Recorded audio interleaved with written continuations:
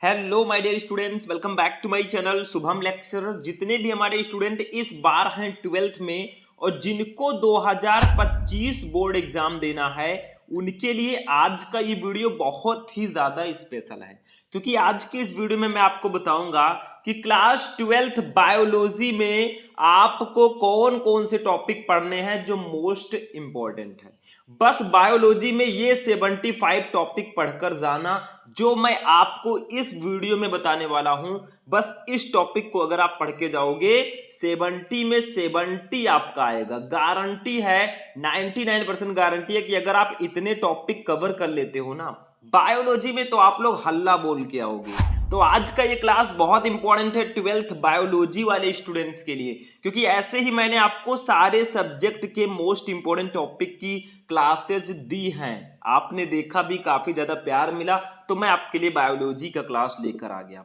तो देखो 12th biology, बस ये 75 टॉपिक पढ़ लो। 70 में 70 इस बार लेकर आएंगे, बस इतना पढ़ लेना, इससे बाहर भैया कुछ नहीं आएगा। हर साल पूछे जाने वाले जो टॉपिक हैं वो भी मैं इस क्लास में बताऊंगा। कौन कौन से फिगर आपको पढ़ने हैं, कौन कौन से टॉपिक्स पढ़ने हैं, सब कुछ मैं इस क्लास में बताने वाला हूं।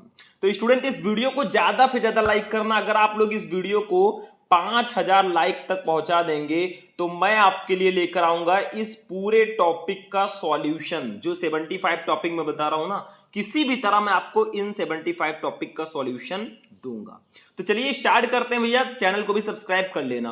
देखो सबसे पहले मैं आपको कुछ टिप्स दे दूं। टिप्स का मतलब कुछ ऐसी चीजें मैं आपको बता दूं जिससे आपकी तैयारी और ज्यादा बेटर हो सके, क्योंकि बहुत सारे स्टूडेंट सोचते हैं क्या पढ़ें कैसे पढ़ें, तो उनके कंफ्यूजन को मैं दूर करने वाला हूं। टॉपिक तो अभी हम जानेंगे ही कौन कौन से 75 टॉपिक इंपॉर्टेंट हैं, लेकिन कुछ चीजें हैं जो आपको फॉलो करना चाहिए। एक टॉपर इसको फॉलो करता है। देखो सबसे पहले आपको बायोलॉजी के चैप्टर्स को पढ़ना है। मेरे कहने का मतलब है अगर आप लोग अभी तैयारी कर रहे हो तो आपको बायोलॉजी के जो चैप्टर्स हैं ना, ज्यादातर उन पर ध्यान दो। आप चैप्टर को पढ़ो, उसका नोट्स बनाओ, ठीक है। उस चैप्टर से रिलेटेड आप मोस्ट इंपॉर्टेंट क्वेश्चन पढ़ो। आप बायोलॉजी में बहुत अच्छा परफॉर्म करेंगे। और जो 75 टॉपिक मैं बताने वाला हूं, इन 75 टॉपिक को भैया पढ़ लेना, क्योंकि इससे बाहर तो कुछ आएगा नहीं। इसके बाद में देखिए बायोलॉजी के chapter wise most important questions को ढूंढ कर पढ़ें। अगर आप चैप्टर्स को पढ़ रहे हैं तो आपको बायोलॉजी के हर एक चैप्टर में कौन कौन से मोस्ट इंपॉर्टेंट टॉपिक हैं उनको भी ढूंढ के पढ़ना है। और ढूंढना क्यों भैया, अभी मैं वही सब बताने वाला हूं कौन कौन से टॉपिक आपके हर एक चैप्टर में इंपॉर्टेंट है। एक चीज और, आपके बायोलॉजी में कुछ फिगर बनाने को दिए जाते हैं, चित्र, ठीक है, उसको भी बनाना सीख लीजिए, क्योंकि बायोलॉजी में आपको फिगर दिया जाता है। तो ये तो था कुछ टिप्स जो आपको देना बहुत जरूरी था। अब चलिए अपने मेन टॉपिक पे आते हैं कि बायोलॉजी के वो कौन से 75 टॉपिक हैं जो हमें पढ़ना है। चलिए देखते हैं। तो देखिए स्टूडेंट, यहां से हमारा मोस्ट इंपॉर्टेंट क्लास स्टार्ट होता है। बायोलॉजी के 75 ऐसे टॉपिक जिनको आप बिल्कुल मिस मत करना अगर बायोलॉजी में आप अच्छा स्कोर करना चाहते हैं। एक एक टॉपिक को मैं चैप्टर वाइज बताऊंगा, मैं चैप्टर का नाम लेता रहूंगा, आप लोग टॉपिक को देखते रहना। अगर इसका पीडीएफ चाहिए भैया तो आपको ज्यादा से ज्यादा लाइक करना है, चैनल को सब्सक्राइब करना है, पीडीएफ भी दे देंगे भाई, उसमें क्या है। चलो देखते हैं सबसे फर्स्ट वाला क्वेश्चन, और कमेंट में पीडीएफ लिख देना। जितना कमेंट आएगा उतना पीडीएफ उतनी जल्दी आपको मिलेगा। देखो सबसे फर्स्ट, आपको फर्स्ट चैप्टर के टॉपिक पहले मैं बताता हूं। चैप्टर का नाम है पुष्पी पादपों में लैंगिक जनन, ठीक है। इस चैप्टर से कौन कौन से टॉपिक इंपॉर्टेंट है। सबसे पहला, अपरिपक्व पराग कोष का चित्र। मैंने आपको बताया था कि आपके 12th बायोलॉजी में जो फिगर होते हैं वो भी पूछे जाते हैं। तो एक होता है अपरिपक्व पराग कोष, ठीक है, अनमेच्योर्ड पराग कोष जो होता है उसका चित्र आपको बनाना आना चाहिए। दूसरा, परिपक्व पराग कोष का चित्र, ये भी आपको बनाना आना चाहिए। तीसरा, आवृत बीजी बीजांड का चित्र, ये भी आपको बनाना आना चाहिए, क्योंकि ये तीनों फिगर चैप्टर 1 में अक्सर पूछे जाते हैं। तीनों का नाम नोट कर लो, चाहे अपने दिमाग में चाहे कॉपी में, क्योंकि ये फिगर अक्सर आते रहते हैं। इसी में 4 नंबर टॉपिक है परागण, पॉलिनेशन क्या होता है भैया, ये बहुत ज्यादा पूछा जाता है। देखो ये सब तो एक एक नंबर वाले जो आपके क्वेश्चन हैं या 2-2 नंबर में जो आते हैं उससे रिलेटेड है, लेकिन भैया ये जो परागण है ना, ये 3-3 नंबर वाले लघु उत्तरीयों में भी आता है और 2-2 नंबर वाले लघु उत्तरीय में भी आता है। किसी भी टीचर से आप जाकर पूछ लीजिए 12th वाले, यही सब टॉपिक सबसे ज्यादा इंपॉर्टेंट है जो मैं बता रहा हूं, गारंटी है भैया, ठीक है। 5 नंबर टॉपिक देखो, दी निषेचन क्या है, डबल फर्टिलाइजेशन बहुत ज्यादा पूछा जाता है 3 नंबर में, तो इसको पढ़ लेना, ठीक है। इसके बाद में आपको अनिषेक फलन के बारे में पढ़ना है। अभी हम फर्स्ट चैप्टर पे ही हैं।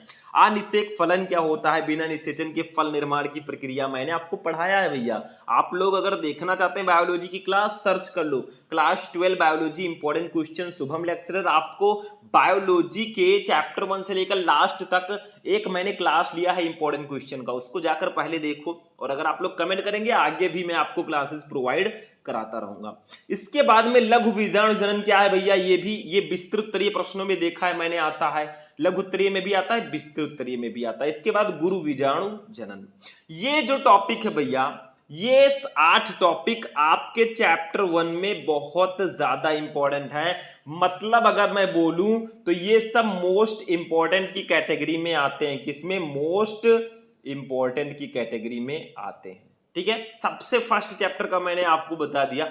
मैंने आपको बताया कि अगर आपको यहां पे 70 में 70 स्कोर करना है, इतने टॉपिक पढ़ने होंगे। चैप्टर 2 पे अब हम लोग चलेंगे।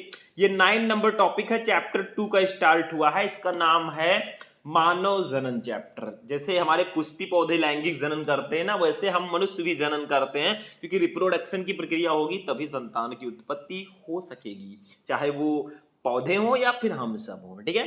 तो इसमें आवर्त चक्र, मेस्ट्रुअल साइकिल जो होता है महिलाओं में, वो काफी ज्यादा इंपॉर्टेंट टॉपिक है, पढ़ना जरूरी है। अंडाणु जनन क्या होता है, ये भी बहुत इंपॉर्टेंट टॉपिक है इस चैप्टर में। शुक्राणु जनन क्या होता है, ये भी काफी ज्यादा इंपॉर्टेंट टॉपिक है। तो चैप्टर 2 से मैंने शायद 3 टॉपिक लिए हैं, लेकिन अभी इतना नहीं, अभी तो ट्रेलर है, पिक्चर अभी बाकी है। इसी में जैसे मनुष्य के नर जनन तंत्र और मनुष्य के मादा जनन तंत्र, इनका वर्णन करना आपको आना चाहिए, इसका फिगर बनाना आना चाहिए। मैं बोल दे रहा हूं, आप लोग नोट कर लीजिए अपने दिमाग में। मनुष्य का जो नर जनन तंत्र होता है और मादा जनन तंत्र मनुष्यों में, ठीक है, नर जनन तंत्र और मादा जनन तंत्र, इसका चित्र बनाना आना चाहिए। और जो इसके पार्ट्स है ना, उसका आपको व्याख्या करना आना चाहिए कि कौन से पार्ट कहां होते हैं और इनका काम क्या है, ठीक है, क्योंकि ये विस्तृत उत्तरीय प्रश्नों में अक्सर पूछे जाते हैं।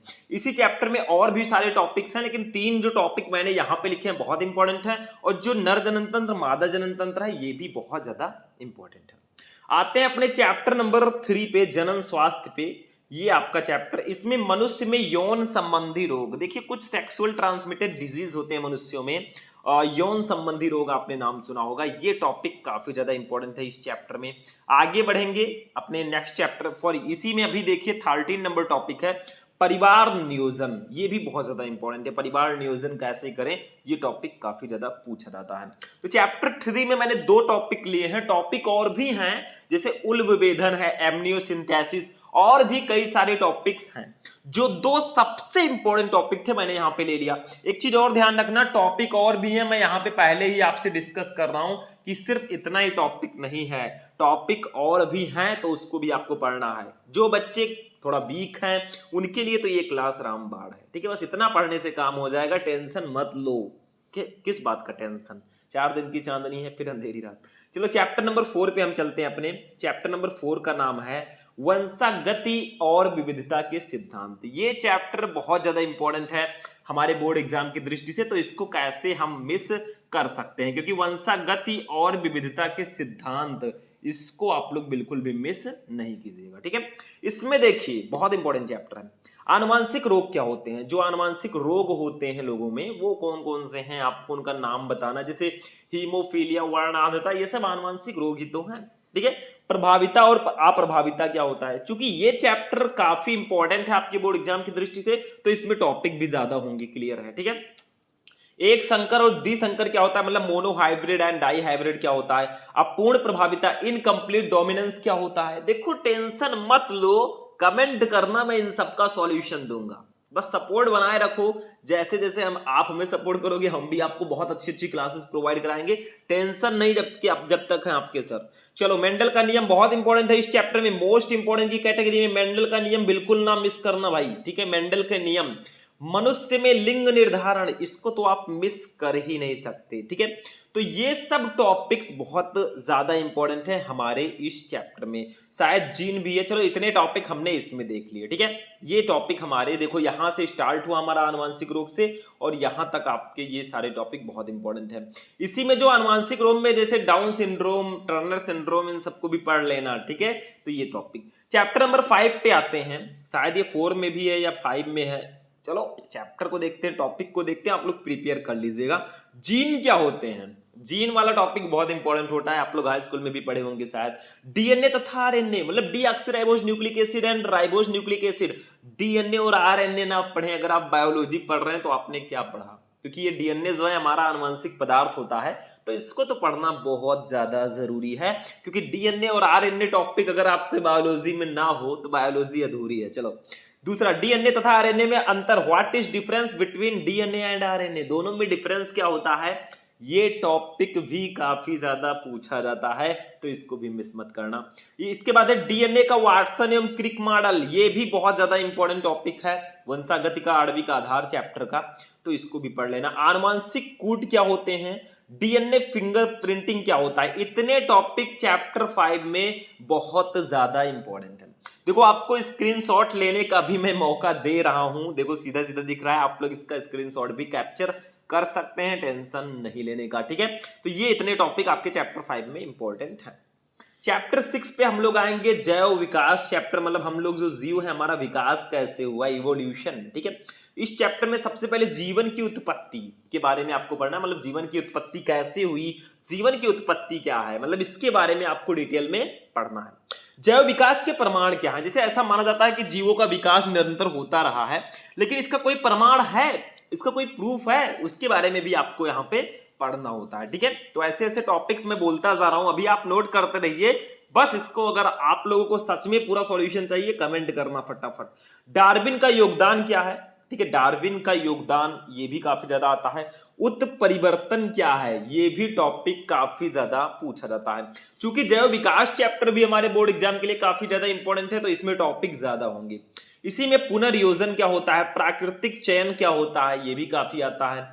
जीन प्रवाह क्या होता है, हार्डी वेनबर्ग सिद्धांत क्या होता है, और अनुकूली विकिरण क्या होता है। एक टॉपिक और है मानव के विकास। इतने टॉपिक आपके जैव विकास चैप्टर में इंपॉर्टेंट थे, क्योंकि इसमें डार्विन जी का नाम ना हो जैव विकास में, ऐसा तो हो ही नहीं सकता। तो ये डार्विन का योगदान, उत्परिवर्तन, पुनर्योजन, प्राकृतिक चयन, जीन प्रवाह, हार्डी वेनबर्ग सिद्धांत, अनुकूली विकिरण और मानव के विकास, इतने सारे टॉपिक बहुत ही ज्यादा इंपॉर्टेंट है आपके चैप्टर नंबर 7 से। देखो टॉपिक्स जो मैं आपको गिना रहा हूं ना, ऐसा मत सोचे कि इधर एक कान से सुना दूसरे से निकाल दिया, ऐसा नहीं है। आपको सारे टॉपिक को गौर से पढ़ना है। सोचो, अगर आप खुद सोचो, टोटल मैं 75 टॉपिक बता रहा हूं, अगर आप डेली के डेली सिर्फ और सिर्फ कितने टॉपिक पढ़े, सोचो आप सिर्फ 3 टॉपिक डेली पढ़े, मान लीजिए हम सिर्फ 3 टॉपिक की बात कर रहे हैं, आप एक दिन में अगर 3 टॉपिक बायोलॉजी का कवर करते हैं तो आपको कितने दिन लगेंगे, लगभग 25 दिन लगेंगे इन 75 टॉपिक को कवर करने में।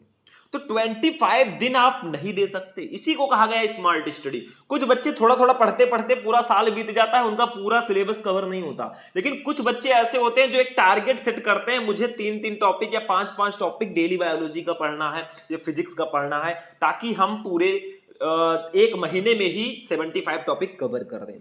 तो आपको सिर्फ 3 टॉपिक में डेली पढ़ने के लिए कह रहा हूं, नहीं पढ़ सकते, बिल्कुल आप पढ़ सकते हैं। अगर आप लोग सिर्फ 2-2 टॉपिक मान लीजिए पढ़िए, तब भी 37-38 दिन में आपका टॉपिक कंप्लीट हो जाएगा। तो अगर आप लोग कुछ करना चाहते हैं ना, तो एक टारगेट सेट करिए और अपना एक माइंडसेट सेट करिए, उसी के अकॉर्डिंग चलिए। आते हैं चैप्टर नंबर 7 पे, मानव स्वास्थ्य एवं रोग पे हम आ गए हैं, क्योंकि हम मनुष्य हैं तो हमारा स्वास्थ्य है, हमारे अंदर रोग भी उत्पन्न होते रहते हैं। अब हमारे अंदर नहीं, मतलब जो रोगी होते हैं, जिनके अंदर रोग उत्पन्न होते हैं, उनके बारे में यहाँ पे बताया गया। इसमें इंटरफेरोन क्या होता है, प्रतिरक्षा तंत्र क्या होता है, जैसे हमारा इम्यून सिस्टम होता है, कोई भी रोगाणु, कोई भी वायरस या बैक्टीरिया हमारे अंदर जब जाता है ना, तो हमारे अंदर एक प्रतिरक्षा तंत्र होता है, इम्यून सिस्टम, वो उससे लड़ता है कि हमारे सर्जी को, हमारे मालिक को ये दूषित ना कर सके, ये मतलब उनको बीमार ना कर सके। लेकिन जब आपके बैक्टीरिया या वायरस बहुत ज्यादा पावरफुल होंगे तो ये बेचारा नहीं रोक पाता और आपके अंदर रोग उत्पन्न हो जाते हैं। तो अपने प्रतिरक्षा तंत्र को, इम्यून सिस्टम को हमेशा आप लोग क्या रखिए, हमेशा आप लोग अच्छा रखिए, ठीक है, हमेशा एक्टिव रखिए। इसी में स्टेम कोशिका क्या होता है, बहुत इंपॉर्टेंट है। संक्रामक तथा असंक्रामक रोग क्या होते हैं, ये टॉपिक काफी इंपॉर्टेंट है। संक्रामक रोग और असंक्रामक रोग होता क्या है और इसके अंतर्गत कौन कौन से रोग आते हैं, ये भी आपको पढ़ना है। इसके बाद में मलेरिया, डेंगू बुखार, इसके बारे में पढ़ लेना भैया, बहुत ज्यादा इंपॉर्टेंट टॉपिक है। तो ये जो आपका 36 से लेकर 40 तक का टॉपिक है ना, बहुत ज्यादा इंपॉर्टेंट है आपके चैप्टर नंबर 7 मानव स्वास्थ्य एवं रोग से। तो इन टॉपिक्स को बिल्कुल भी मिस मत करना, मैं आपसे यही कहना चाहूंगा, क्योंकि जो टॉपिक मैं बता रहा हूं ये टॉपिक आपके लिए बहुत ज्यादा स्पेशल होने वाले हैं। आते हैं 41 नंबर टॉपिक पे। ये हमारे चैप्टर नंबर 8 का टॉपिक है। 8वें चैप्टर का नाम है मानव कल्याण में सूक्ष्म जीव। देखो कुछ सूक्ष्म जीव होते हैं जैसे बैक्टीरिया, वायरस, कुछ लोग हमको बीमार कर देते हैं, हम हमारे लिए हानिकारक होते हैं, लेकिन कुछ ऐसे सूक्ष्म जीव भी हैं जो हमारे लिए लाभदायक होते हैं। मतलब मानव कल्याण में सूक्ष्म जीव, हम मनुष्यों के कल्याण के लिए वो होते हैं और वो हमारे लिए लाभदायक होते हैं। जैसे वाहित मल क्या है, बायोगैस क्या है, ठीक है, ये सब सूक्ष्म जीव नहीं है। जैसे कुछ ऐसे सूक्ष्म जीव हैं जो हमारे लिए काफी ज्यादा इंपॉर्टेंट है।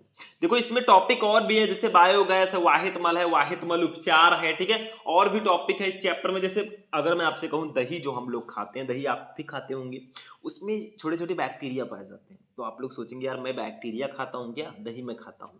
देखो बैक्टीरिया वो आपके लिए लाभदायक होते हैं, कुछ बैक्टीरिया ऐसे होते हैं जो हानिकारक होते हैं, वो लाभदायक होता है और उसको आप खाते हैं। अब आपको दिखेगा नहीं, वो आप माइक्रोस्कोप लेकर देखेंगे तब चाहे दिखे। और अगर आप उसी दही को 7-8 दिन अगर बाहर रख दें तो वो जो बैक्टीरिया ना बड़े बड़े हो जाते हैं, कीड़े, ठीक है। तो यही चीज है, लेकिन वो हमारे लिए हानिकारक है। ऐसा नहीं कि आप दही खाना बंद कर दें आज से। चलो 43 नंबर पे आते हैं। अब आएंगे अपने चैप्टर नंबर 9 पे। चैप्टर का नाम है जैव प्रौद्योगिकी सिद्धांत व प्रक्रम। इसमें आपको सबसे पहले तो जैव प्रौद्योगिकी के बारे में पढ़ना ही होगा, बायोटेक्नोलॉजी होता क्या है, क्योंकि ये काफी ज्यादा इंपॉर्टेंट टॉपिक है मेरे हिसाब से भाई, ठीक है। तो इनको तो आपको बिल्कुल से एकदम कंप्लीट कर लेना है। इसके बाद में पीसीआर तथा डीएनए लाइगेज क्या होता है। डीएनए लाइगेज क्या होता है, ये डीएनए के छोटे छोटे टुकड़ों को ना जोड़ता, अगर वो खंडों में है तो उसको जोड़ने का काम करता है। अब आप लोग कमेंट करके बताना कि कौन सा ऐसा एंजाइम है जो डीएनए को टुकड़ों में बांटता है, यानी कि जिसको हम आणविक कैंची बोलते हैं, डीएनए को काटने का काम करता है। इसी में शायद प्लाज्मिड भी इसी में है, प्लाज्मिड हो गया, जीनी अभियांत्रिकी हो गया, ठीक है, ये सब आपके टॉपिक हैं। देखो इसी में आपका टॉपिक है, हाँ जीनी अभियांत्रिकी हो गया। देखो ये मैं जो टॉपिक बता रहा हूँ ना, ये आपके चैप्टर 9 जैव प्रौद्योगिकी सिद्धांत व प्रक्रम के हैं। हो सकता है इसी में जैव प्रौद्योगिकी एवं उसके अनुप्रयोग के भी टॉपिक में बता दूं चैप्टर नंबर 10 का, तो आप लोग एडजस्ट कर लेना, आप लोग अपने चैप्टर में देख लेना, ठीक है। ये शायद चैप्टर 10 का है क्या, तो आप लोग पढ़ लेना। चलो इंसुलिन आप पढ़ लेना, ठीक है। और ये चैप्टर 10 का शायद यहां से स्टार्ट हुआ, आप लोग देख लेना। पारजीनी जंतु क्या है, ये भी काफी ज्यादा इंपॉर्टेंट टॉपिक है, ठीक है। उसके बाद में बायोपायरेसी क्या है, काफी ज्यादा पूछा जाता है भैया बायोपायरेसी होता क्या है, क्राई प्रोटीन्स क्या होते हैं। तो ये सारे टॉपिक आपके चैप्टर नंबर 10 के हैं, जैव प्रौद्योगिकी एवं उसके अनुप्रयोग, ठीक है। जैसे हमारे ये टॉपिक्स जो हैं जैव प्रौद्योगिकी सिद्धांत व प्रक्रम के हैं चैप्टर 9 के, और ये टॉपिक चैप्टर 10 के हैं जैव प्रौद्योगिकी एवं उसके अनुप्रयोग। तो ये ऐसे आप लोग चैप्टर वाइज टॉपिक्स को प्रिपेयर कीजिए। देखो आपको अगर स्मार्ट तरीके से तैयारी करना है ना, तो स्मार्ट स्टूडेंट की तरह पढ़ना भी होगा। आपको वो टॉपिक्स ढूंढने होंगे हर एक चैप्टर में। आप चैप्टर पढ़ रहे हैं, अच्छी बात है, मैं भी मानता हूं आप चैप्टर पढ़िए, लेकिन हर एक चैप्टर में कुछ ऐसे टॉपिक्स होते हैं ना जो रिपीटेड होते हैं, मतलब वो अक्सर एग्जाम में आते रहते हैं, तो उनको आप मिस मत कीजिएगा मेरे हिसाब से। तो वो भी आप लोग पढ़ते रहें, बहुत जरूरी है। तो टॉपिक्स भी बिल्कुल उसको अवॉइड नहीं करना, उसको ध्यान से समझना है। इसी में हमारे चैप्टर नंबर 11 का टॉपिक आ गया भैया। चैप्टर नंबर 11 का नाम है जीव और समष्टियां। इसमें टॉपिक्स काफी ज्यादा इंपॉर्टेंट है, क्योंकि इसमें भैया टिप्पणी आपसे काफी ज्यादा पूछी जाती है, मैंने देखा है।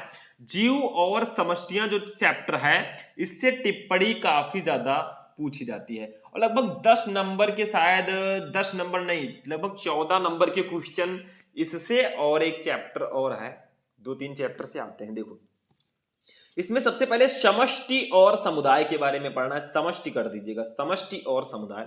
सहोपकारिता क्या होता है पूछा जाता है। परिभक्षी क्या होता है, आपसे कहा जाएगा परभक्षी पर टिप्पणी कीजिए या निम्नलिखित पर टिप्पणी कीजिए, उसमें सहोपकारिता, परभक्षी, अस्पर्धा आ जाएगा। ठीक है, अस्पर्धा या प्रतिस्पर्धा, ये क्या होता है, काफी इंपॉर्टेंट है। परजीविता क्या होता है, सहभोजिता क्या होता है, सहजीवन क्या होता है। ऐसे ऐसे टॉपिक्स आते हैं, इन पर डायरेक्टली आपको टिप्पणी लिखने को दे दिया जाता है। इतना ही नहीं, अभी तो ट्रेलर है, पिक्चर अभी बाकी है, इसको देख लो ध्यान से 11 नंबर चैप्टर के टॉपिक्स को, क्योंकि ये सारे टॉपिक ट्रेंडिंग वाले टॉपिक हैं। इसी में 58 नंबर टॉपिक भी इसी का है, अनुकूलन क्या है, मरुद्भिद क्या है और पर्यावरण क्या है। इतने सारे टॉपिक आपके चैप्टर नंबर 11 जीव और समष्टियां से काफी ज्यादा इंपॉर्टेंट है।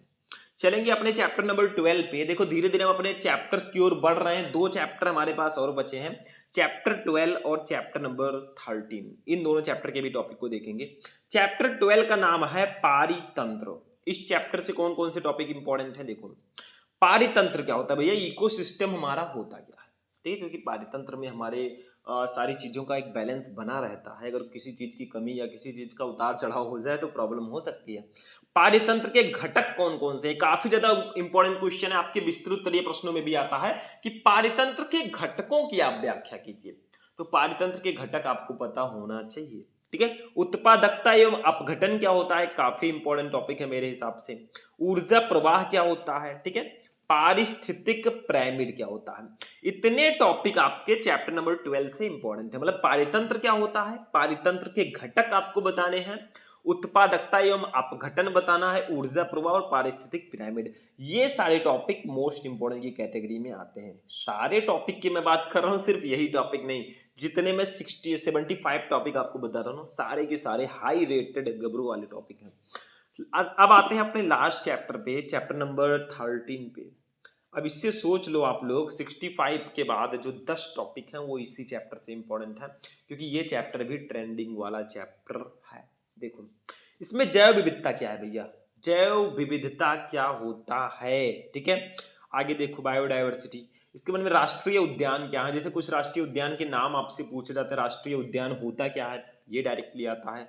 तप्त स्थल या हॉट स्पॉट क्या होता है, काफी ज्यादा इंपॉर्टेंट है, फोन वाला हार्ड स्पॉट नहीं, ये हार्ड स्पॉट है। ठीक है, बाघ परियोजना, घड़ियाल परियोजना, इस पर टिप्पणी लिखने को आता है, बहुत इंपॉर्टेंट है, सारे के सारे टॉपिक बहुत ज्यादा इंपॉर्टेंट है। अभ्यारण्य क्या होता है, रेड डाटा बुक, ये टॉपिक तो ट्रेंडिंग में है। मतलब ये सारे टॉपिक इंपॉर्टेंट है, मैं किसी एक पार्टिकुलर टॉपिक को नहीं यहाँ पे बता रहा हूं, सारे के सारे टॉपिक मोस्ट इंपॉर्टेंट है।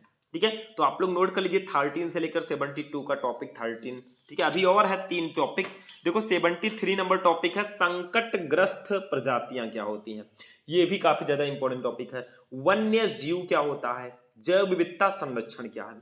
तो ये आपका लास्ट टॉपिक था, और यहां पे हमने जाना चैप्टर 1 से लेकर चैप्टर 13 तक के बायोलॉजी के 75 ऐसे टॉपिक्स को जो हाई रेटेड है भैया, 5 स्टार वाले टॉपिक है, इनको बिल्कुल भी मिस मत करना। तो ये था क्लास 12 बायोलॉजी का एक ऐसा क्लास जो शायद आपको हर जगह नहीं मिले, क्योंकि ऐसा क्लास हमेशा नहीं मिलता। 75 टॉपिक मैंने ढूंढ कर आपके लिए लाए हूं, ताकि ये 75 टॉपिक पढ़कर आप भी टॉपर्स की लिस्ट में अपना नाम लाएं। तो आज का क्लास कैसा लगा, वीडियो अच्छा लगा वीडियो को लाइक करना, चैनल को सब्सक्राइब करना, कमेंट में पीडीएफ लिखना, ताकि मैं आपको पीडीएफ भी प्रोवाइड करा सकूं।